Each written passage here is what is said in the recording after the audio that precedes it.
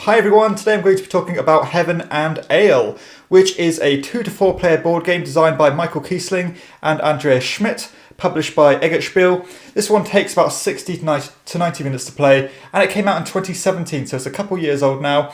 Michael Kiesling is a very prolific designer who usually teams up with one of my favourite designers, Wolfgang Kramer, but it's interesting to see a game that he's kind of taken ownership of here. So the game, or the book, describes this game about being the head of a monastery where you're striving to provide the people with the heaven's best ale. But to be honest, that is about as skin deep as it gets. There is no real theme here. It's a purely mechanism-driven game, very much on the Euro side of the spectrum. The setup of the game is going to look like this. So you've got your individual player board where you have this almost like a field with these different barns in the centre, or at least areas where you can build barns later, where you've got a sunny side of the board and you've got like a side of the board in shadow, and that'll be very relevant as I'll explain later.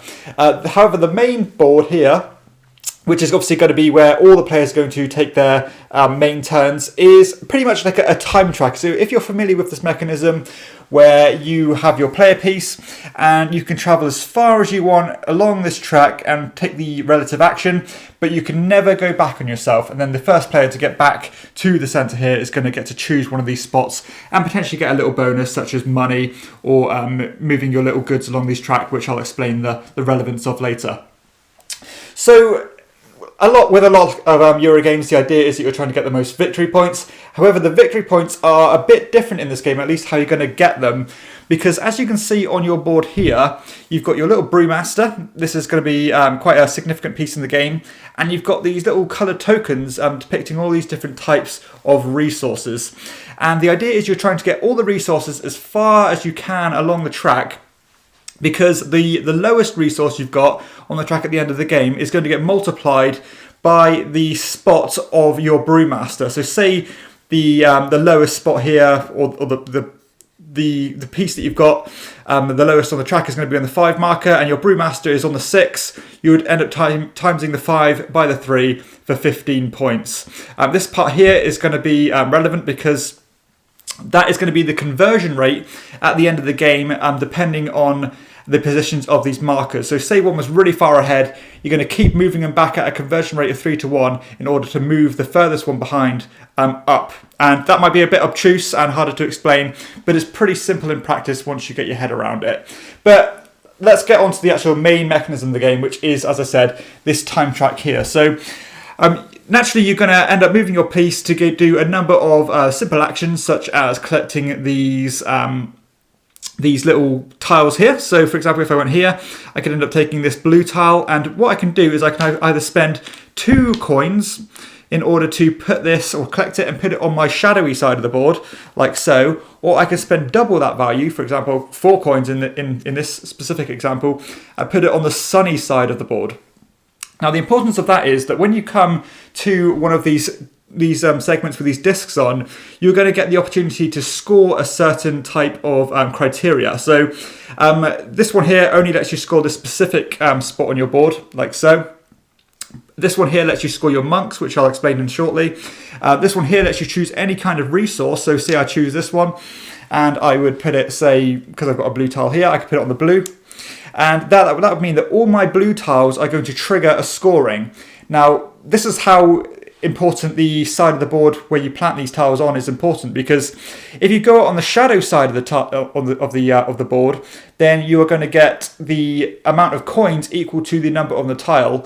But if you put it on the sunny side of the board, then you are going to gain move along the track equal to the amount of number on the tile. So in this example, I would move my blue tile, my blue token 2 up the track, because I've got 2 points here. And that's going to be how relevant the sides of the boards are. But on top of all that, once you've kind of surrounded these little farm areas here, so let's just show you an example like so.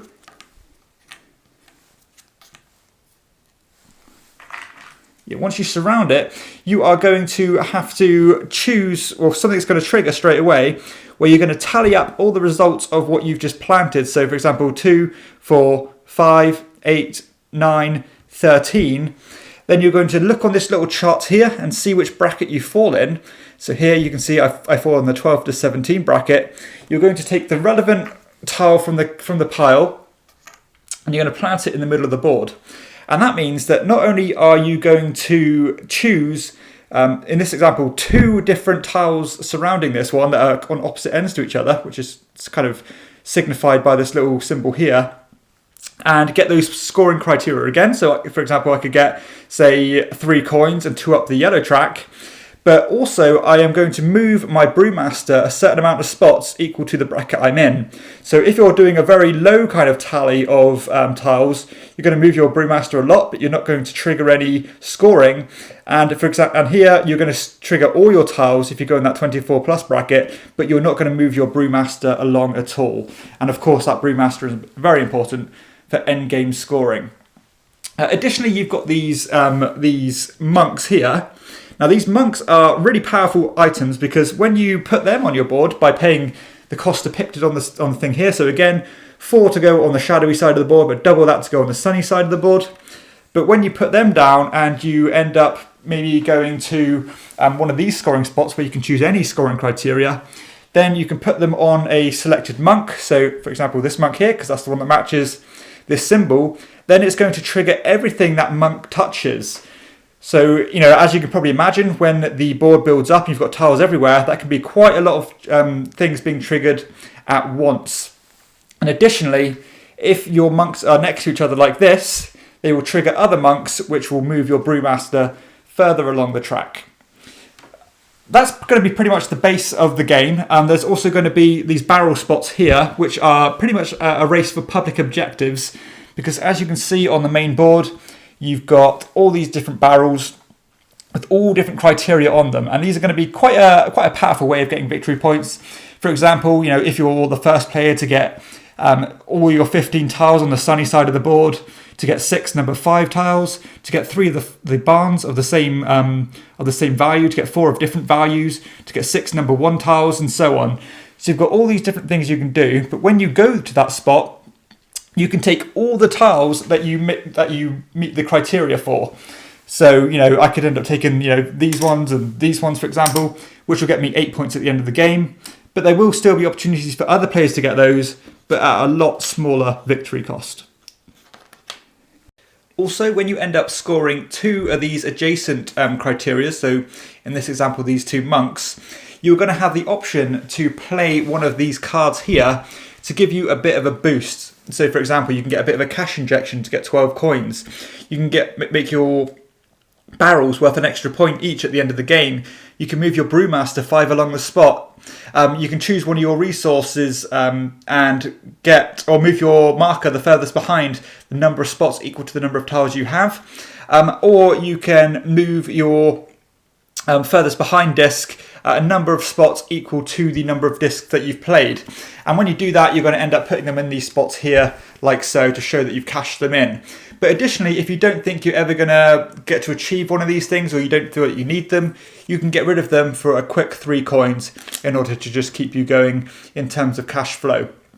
And that's going to be how the game's going to play out until you play a number of designated rounds equal to, or depending on the player count. So I think in a 3-player game, you play 4 rounds. In a 2-player game, you play 3 rounds. And I think in a 4-player game, you play all 6 rounds. And then obviously at the end of the round, everything's going to be replenished, meaning that potentially that there are going to be doubles or even triples on the resource tiles, where you can choose to buy 1 or more tiles from then on. So it's not like the board gets wiped, it just keeps on getting replenished and potentially building up resources to give you more options. So that's going to be how the game's going to play. So let's talk about my thoughts about Heaven and Ale. So let's start off by talking about the main mechanisms in the game. So first off, as I mentioned at the beginning of the video, I really love a time track, or kind of a rondel, where you can move as far as you want, but not being able to move back on yourself. But in order to be good, or at least for me, you need to have that real incentive to want to, weigh up that decision of how far you want to go. Do you want to slowly trickle along and grab all the dregs that other people don't want to do? Or do you want to jump really far ahead to get something you specifically want to ensure that nobody else can get there before you do? And I think the layout of this board does a fantastic job of that, of just dangling that carrot in front of you and making you want to jump ahead out of the anxiety that someone's going to get there before you. For example, if you really do need to score your monks this turn, then you're going to have to jump here and trigger those monks, because there's only one opportunity to do so, at least for every round apart from the final one. So I really do like that. The same applies to the barrels. Are you fulfilling loads of criteria of the barrels and can get loads of points, but you know that somebody else has a lot of those criteria fulfilled as well, so you do need to get there before they do, meaning that you're going to sacrifice a hell of a lot on the way in order to do that. So that decision space of what you need to sacrifice in order to do what you really need to do and prioritizing things really does shine through, just because of the layout of this board and how everything is weighted in terms of what you need. So I think that's fantastically executed. Additionally as well, like when you get right back to the beginning here, you can pick which position you're in. So, do you want to move on your tokens too along?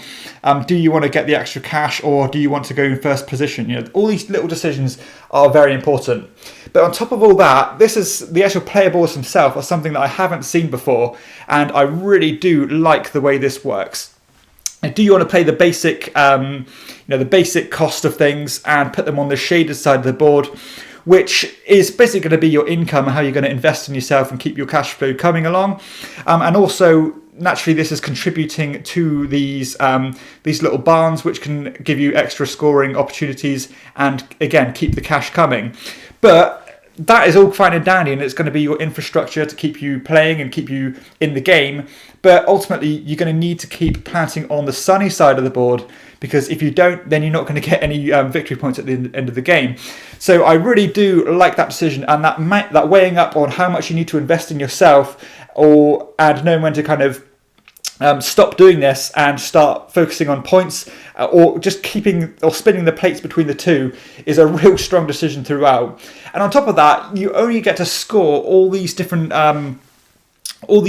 criteria once in the game. You can only score each monk once. You can only score each type of tile once, or at least, and this one here can let you choose a certain number of tile once.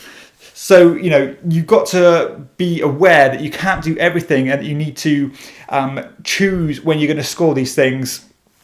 And bearing in mind that you're only going to get a few big reaps of rewards towards the end of the game by the time you've already spent a lot of your scoring criteria. So it really has an interesting pacing, and I would say that every decision in this game is really relevant, and you can't just wing it and just hope that it works out, because I said cash is extremely tight.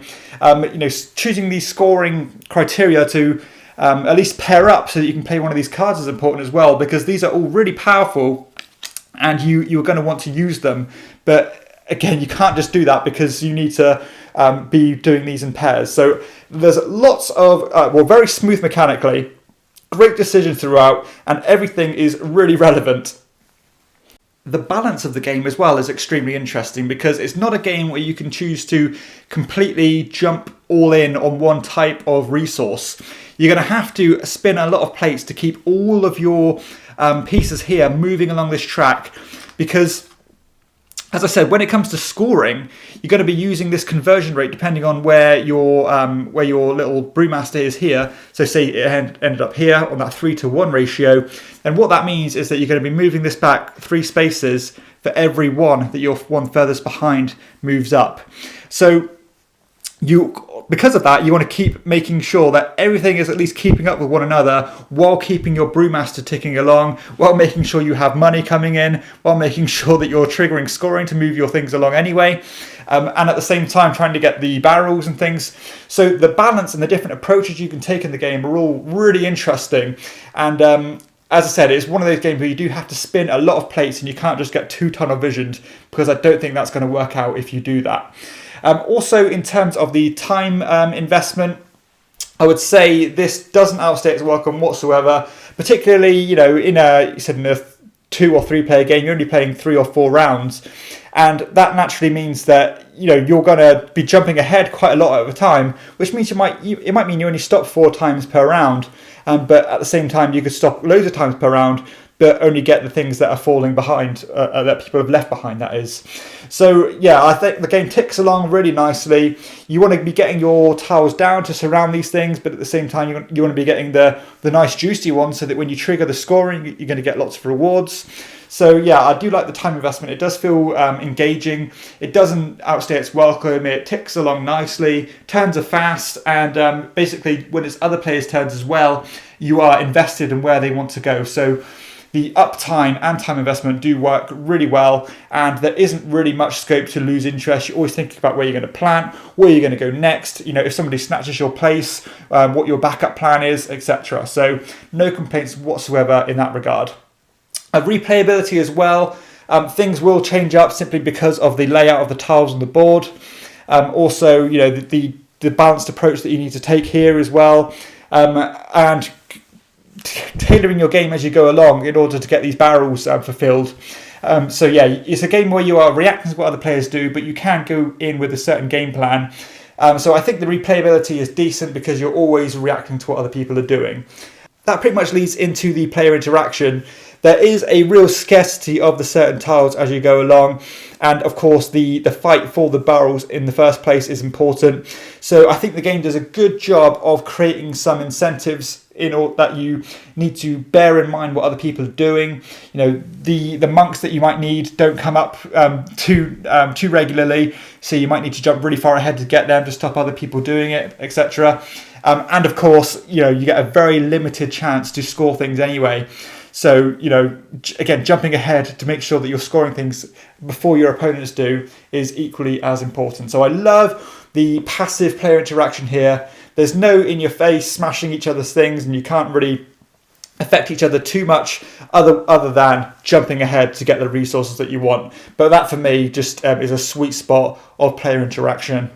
Aesthetically, I think the game looks wonderful. I love this almost throwback, almost like, church-like, which fits obviously the theme, artwork, but at the same time it's still bright and vibrant, and I think it strikes a great balance of feeling classic but still feeling fresh. I love that, the characters look really cool and quirky. The tiles are nice and clearly, numbered and symboled, nice and bright, and clearly see what all the board looks like and what it does. The track's all nice and clear. So yeah, I like the artwork. There's nothing completely fancy or elegant about it, but it just works for me. And in terms of the components, I'm really impressed by the production value of this game. You've got some natural or some basic Euro components such as the wooden pieces, etc. But all the tiles are of a really good quality. The cards themselves are ridiculously good quality. They're so thick. They're almost a treat, really. All the money, you got some card money here, but again, it's super thick. The coins are fine. All the tiles are fine. All the wooden pieces are good. So yeah, it's an affordable game, and I think the production value exceeds itself. Really, I'm really happy with it. The setup and teardown time is fine as well. The only thing that's a little bit fiddly, but you only have to do it once, is setting up the barrels, because obviously you have to lay one on top of the other like so. But I'm nitpicking, it's no big issue at all. Setting up isn't too bad because you only have two different types of these monks, so they're easy to separate at the beginning of the game. You have two different types of tiles, numbered 1 and 2 at the back to kind of dictate the pacing of the game. It's really no issue at all. As I said, you can do the housekeeping between each round very quickly, and the initial setup as well is no issue at all. Of course, as the game goes on, you're going to be building your board, so the kind of teardown time is going to be longer than the setup time. Progression is really good. I love the way that you're constantly building your own little farm here, I suppose, or your land. Constantly trying to weigh up what you're going to be surrounding these things with, because you do want to bear in mind that when you do these things, you're going to be getting the bonuses surrounding them, but also you want to be moving your brewmaster up. But also at the same time, you want to be trying to go for these goals as well. And I would say that most of these goals are going to be fulfilled towards the later end of the game. For example, do you want to get 3 of these barns at the same value? Do you want to get 4 of different values? Are you going to try and tailor to a strategy to get these kind of 6 independent 1 tiles, etc.? So there is a good sense of progression of working towards something and building your own little plant or little farm thing where you're trying to take ownership of it. So I do like that, and it does feel like a bit of a puzzle on top of it, which is very satisfying. Scalability, because the player interaction is it is limited to the rondelle thing here in the time track. I think it scales absolutely fine. I would say the sweet spot is probably 3 players. 4 players again would be absolutely fine. I think I'd probably prefer them over 2 players, simply because I think at 2 you would probably tick along a bit slower and pick up more than you would at the higher player counts. Because I think, when you're waiting 2 or 3 turns before you take a go again, then you're going to be more incentivized to jump further along the track. And for me, that's where these type of games really shine. So I would say that 3 or 4 player spot is going to be right, at least for me personally. And comparison wise, there are so many of these time track games. You've got your your Glenn Moores, you've got your Francis Drakes. There are a lot of these type of games, Egizia. But I would say that Heaven and Ale does a really good job of this time track, probably better than 90% of these time track style games, simply because you are so incentivized to move ahead, and I really do like that. You're not going to do terribly well if you just sit back and just lap up all the other things and just getting things that people don't want. You do have to, sometimes just bear in mind that you do have to sacrifice a lot to do what you really want to do, and I love that. So yeah, overall, I don't know if you can tell, I really am impressed by Heaven and Ale.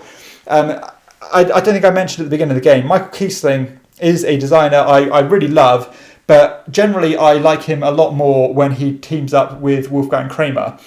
Now, this one is hands down my favourite Michael Kiesling game that he's done without Kramer. Now, I wasn't a big fan of Azul, for example, and this has really lit a fire for me to try some of his other games that he's done on his own, or at least with somebody else other than Kramer, because I think this is so well implemented.